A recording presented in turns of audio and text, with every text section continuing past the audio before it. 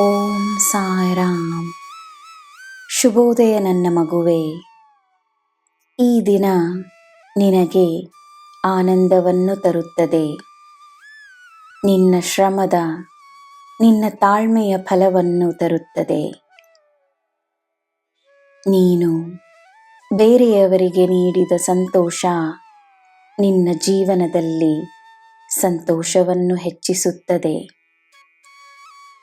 ನೀನು ಮಾಡುವ ಎಲ್ಲ ಕಾರ್ಯಗಳ ಮೇಲೆ ಹೆಚ್ಚಾದ ನಂಬಿಕೆಯನ್ನು ತೋರಿಸು. ಸತ್ಯಕ್ಕೆ ಶಕ್ತಿ ಇದೆ. ಸತ್ಯದ ಮಾರ್ಗದಲ್ಲಿ ನಿನಗೆ ಗೆಲುವು ಮಾತ್ರವೇ. ನೀನು ಅನನ್ಯ, ನೀನೇ ಗೆಲ್ಲುವೆ. ನಿನ್ನ ದಿನ ಶುಭವಾಗಿರಲಿ. ಸರ್ವಂ ಸಾಯಿಮಯಂ. ಜೈ ಸಾಯಿರಾಮ್.